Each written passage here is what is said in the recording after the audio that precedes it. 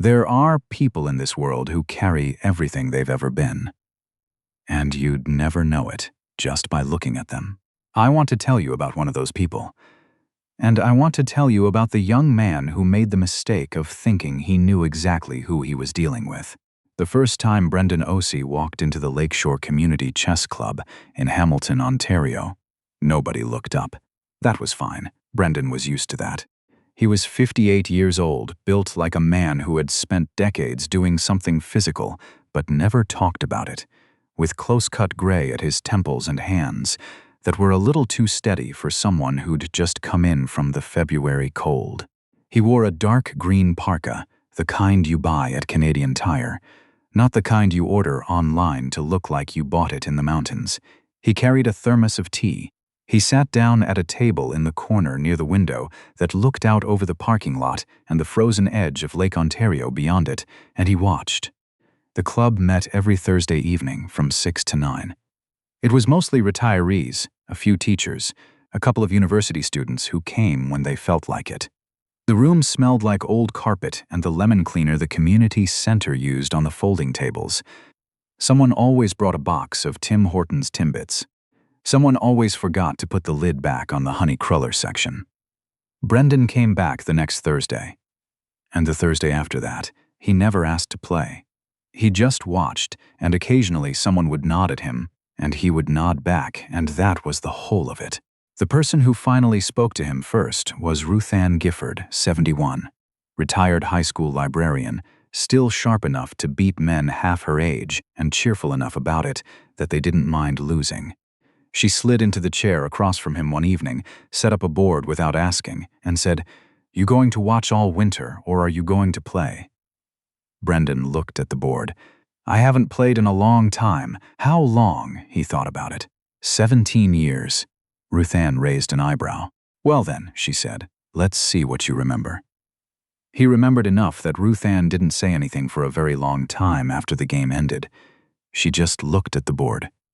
Then she looked at him. "Where did you learn to play like that?" "Here and there," Brendan said. He refilled his thermos from the hot water station and drove home through the snow.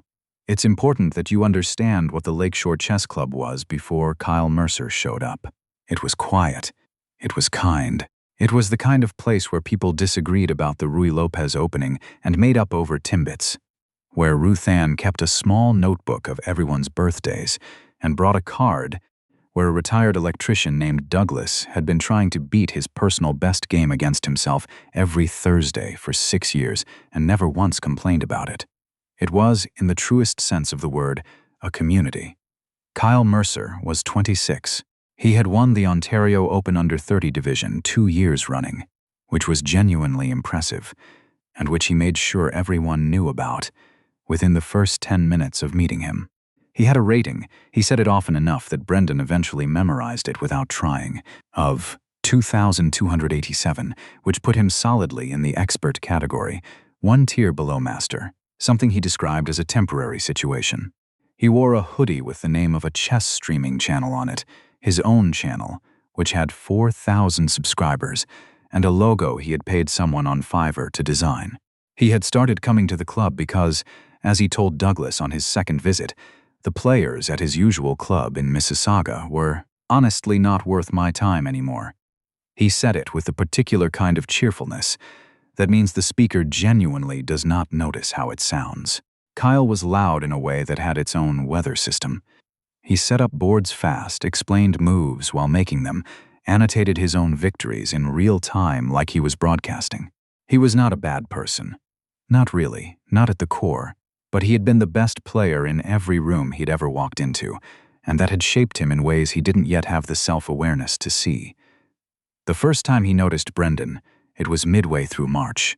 Brendan was playing Douglas, which itself seemed to amuse Kyle somehow. Douglas was cheerful but limited, the kind of player who had long since accepted that chess was not about winning for him, but about the thinking, the ritual, the company.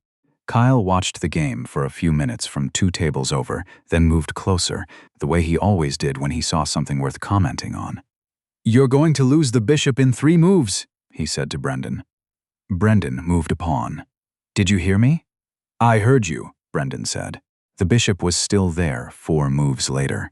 Douglas scratched his head. Kyle didn't say anything about that, but he kept watching. It took him 2 more weeks to decide he understood what he was seeing. What Kyle thought he saw was an old man who moved pieces with unusual patience, which Kyle attributed to slowness, and who occasionally made moves that seemed wrong until they weren't, which Kyle attributed to luck. He'd seen it before, he told himself. Players who'd been around long enough to pick up patterns without understanding the underlying principles. Pattern matchers. Positional by accident, not by design. He did not consider the possibility that he was wrong.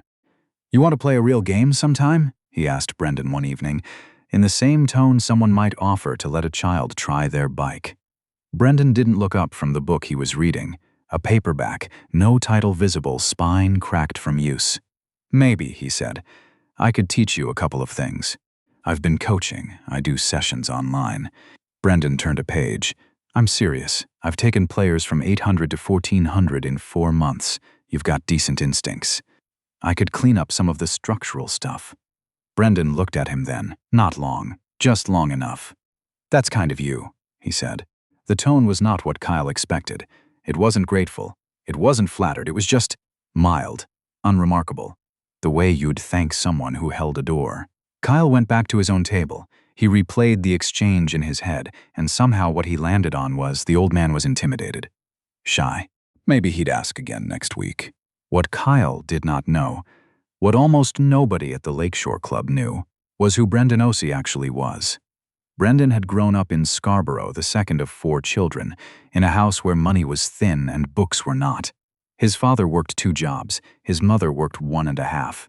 They were people who moved through the world with the particular efficiency of people who had no margin for error, and they raised their children the same way. Carefully, practically, without sentiment about what the world owed them.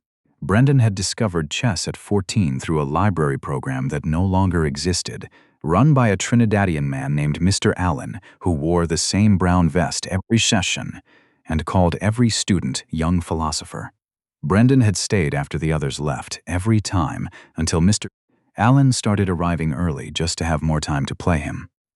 By 17, Brendan had won the Toronto District Secondary School Championship. By 19, he was ranked in the top 30 under-21 players in Canada. Then life happened the way it does. His father had a back injury that ended one of the 2 jobs. Brendan enrolled at Ryerson, now Metropolitan, for a computer science degree because it was practical and because the scholarship was conditional on a field of study they'd agreed upon, and chess was not a field of study. He played when he could, which became when he had time, which became not very often. Then not at all. He married at 31. His wife, Claudette's older sister. No, that was wrong, that name was taken. Her name was Harriet. They had 2 children. He built a career in IT systems, the kind of work that is invisible when done correctly and catastrophic when done wrong, and he was very good at it. He coached his son's basketball team for 6 years. He drove his daughter to violin lessons every Saturday for 9 years. He shoveled his neighbor's walk every winter, without being asked, and did not consider it remarkable. He had not sat down at a chessboard with any intention of competing. Since he was 41, the year Harriet was diagnosed, and everything else rearranged itself around that fact. The year the game stopped being something he had time for. Harriet had survived. That was the only thing that mattered about that year, and Brendan said it plainly whenever anyone asked. She survived, and we were lucky, and everything else is just time. He had moved to Hamilton 3 years ago when Harriet's sister needed help, the way families do. Retired early from the IT firm. Found himself with Thursday evenings free. Found the chess club. He hadn't planned to play seriously. He had genuinely forgotten, in the way you can forget things when life fills the space so completely, how good he had once been. It was Ruth Ann who started to remind him, not by saying anything, but by the way she played against him, pushing, testing, adapting week after week, with the respect you give a real opponent. He remembered slowly, game by game, like a language coming back. The evening it happened was the last Thursday in March. The club had 12 people that night, which was a good turnout. Ruth Ann was playing Douglas. Two of the university students were there, deep in something complicated in the far corner. The snow had stopped for the first time in what felt like weeks, and there was that specific quality of light through the community center windows that happens in late winter, when the sky is finally clearing, and the air has some actual blue in it instead of just gray. Kyle arrived 20 minutes late, which he usually did, and scanned the room with the particular efficiency of someone assessing what was worth their attention. He pulled a chair up across from Brendan. "All right," he said, setting up the pieces without asking. "Let's do it. I'm not going to go easy on you. You won't learn anything if I do." Brendan looked at the board. He looked at Kyle. "What are we playing for?" Kyle grinned. It was a good-natured grin, genuinely, and that made it worse somehow. "For laughs," he said. "Don't worry about it. This'll be fun." Around them, people kept their eyes on their own boards, but the room had that particular quality of attention that happens when everyone is listening without appearing to. Ruth Ann, from 2 tables over, glanced up once, then back down. Brendan settled into his chair. He put both hands in his lap. He looked at the board with the expression of a man reading something he already knows. "All right," he said quietly. "White or black?" "I'll take white," Kyle said, and moved his king's pawn forward without hesitating. For the first 10 minutes, Kyle talked. He narrated his moves, not in an arrogant way exactly, but in the way of someone who was used to explaining himself to people less experienced. The habit of the coach, the broadcaster, the person who'd spent years making content about the game. He pointed out what he was building, what he was threatening, where the tension was accumulating on the board. Brendan did not respond to any of it. He moved pieces. He drank his tea. He looked at the board with that same steady, unhurried attention. The room had gotten quieter. By move 15, Kyle had stopped talking. It was not a dramatic thing. It was subtle, a pause where the narration usually was, a moment where Kyle looked at the board for longer than he had been, a slight recalibration in his posture. He was looking at something that didn't quite make sense to him yet, the way you look at a sentence you've read 3 times and still haven't parsed. By move 22, Douglas had moved his chair slightly so he could see better. Ruth Ann had put her own game on pause by mutual agreement with her opponent, who had also turned to watch. Kyle made a move. He sat back. He said, almost to himself, Brendan moved immediately. Kyle leaned forward. The next sequence took 9 minutes, which was long for Kyle. He was a fast player, a confident player, a player who trusted his read. He went through the positions carefully. He went through them again. He looked up once at Brendan, who was looking out the window at the parking lot, apparently unconcerned. "You've played at a high level," Kyle said. It was not quite a question. Brendan brought his gaze back to the board. "A long time ago. What level?" Brendan was quiet for a moment. "I was ranked in the top 30 under 21 in Canada." The room was very quiet. Kyle looked at the board. He looked at it for a long time. "That would make you, what was that like in the 90s? 1991 through 93. Kyle did the math. He thought about what the Canadian rankings looked like then. He thought about what they looked like now, and the overlap, and the players he knew who were Brendan's age or close to it. "You stopped playing," Kyle said. "Life," Brendan said simply. Kyle made his next move. It was a good move. It was genuinely a strong move, and Brendan studied it with something that might have been appreciation. But there was a quality to the position on the board, a quality that anyone who knew what they were looking at could see, that the story was not going Kyle's way. It wasn't going his way because Brendan had built something on the queen side, quietly, over 15 moves. In the space Kyle had not been watching, because he'd been busy thinking about the king side where he thought the real game was. It was the kind of structure that requires patience to build and experience to recognize, and it had been sitting there, invisible in plain sight, while Kyle narrated his own moves. Brendan moved his rook. Kyle stared at the board. "You set that up from move 8, Kyle said quietly. 7, Brendan said. The word sat in the room for a moment. Kyle looked at the position. He looked at it from the left, then from the right, the way players do when they're trying to find something they've missed. Then he sat back in his chair and let out a long breath through his nose. "I didn't see it," he said. "No," Brendan agreed without unkindness. I've never. Kyle stopped. I talked through the whole opening. I didn't. I was explaining the game to you. I thought I was. He stopped again. Brendan looked at him. It was the first time that evening that he looked at Kyle directly, fully, with his whole attention. There was no satisfaction in his face, no performance of humility either, which would have been worse. There was just a kind of clarity, the way a person looks when they are simply present in a moment, without needing it to be anything other than what it is. "You're a strong player," Brendan said. Kyle laughed, but it was a different laugh than the one he'd come in with. Shorter, quieter. "I was going to teach you a couple of things." "You still can," Brendan said. "I've been away from serious play for 17 years. I have gaps. You don't look like you have gaps. Tonight I didn't." Brendan picked up his king, turned it over in his fingers once, set it back down. "Come back next week. We'll play a longer game.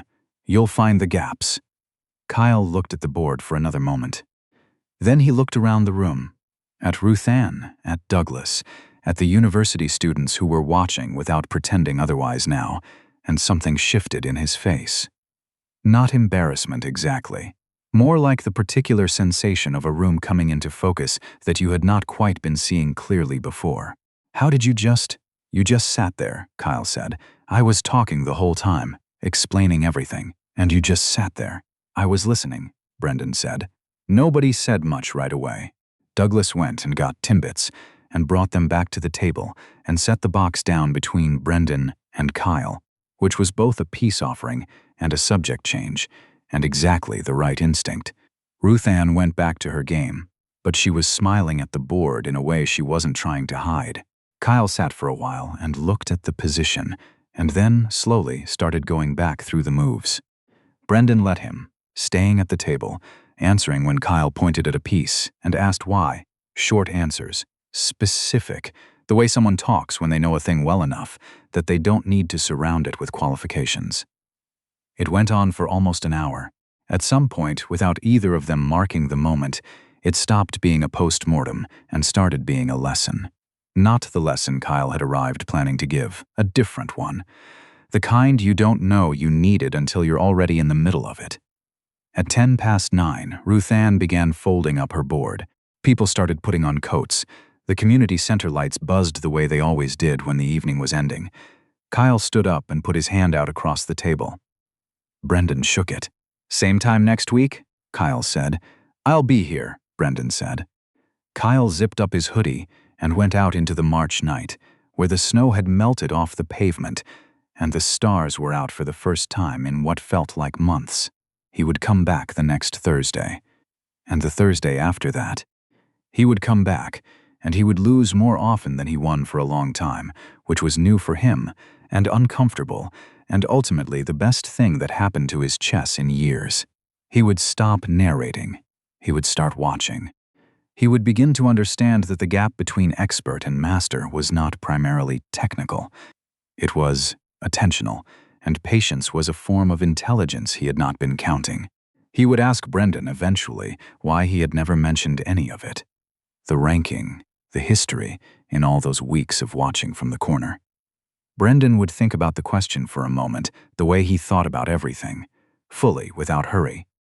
"Nobody asked," he said. Ruth Ann would tell that story at the club for years, not because of the game. The game was interesting, but not the point, because of what happened after, because of the way Kyle came back. Because of the way Brendan, who could have let the younger man leave with nothing but his embarrassment, had instead spent an hour giving him something real. There's a thing that happens sometimes when someone chooses generosity over the satisfaction of being right. When someone who has earned the right to say "I told you so" simply doesn't. When the person who has been underestimated does not spend a single moment making you feel the weight of that, just moves forward, sets up the next board, makes the next cup of tea. The quiet ones, Ruth Ann used to say. The ones who sit in the corner and watch and don't explain themselves. They're not waiting for you to figure it out. They already figured it out. They're just giving you time to catch up. I've been thinking about Brendan Osei a lot lately, about the kind of person who carries 40 years of a life inside them. The hard parts, the losses, The long middle stretch where the remarkable thing you once were becomes just a fact about your past that you don't mention, because it no longer seems relevant to the person you've become, and simply shows up Thursday after Thursday, thermos in hand, ready to play. Not to prove anything. Just because the game is good, and the company is good, and there is still, even now, so much left to learn. Tell me something. Have you ever underestimated someone the way Kyle underestimated Brendan? Or have you ever been the one in the corner, carrying something no one knew to ask about? Leave it in the comments. I want to know. And if you know someone who needs to hear this story, someone who's been overlooked, or someone who needs reminding that the quiet ones are worth paying attention to, share this with them. It might matter more than you think. I'll see you in the next one.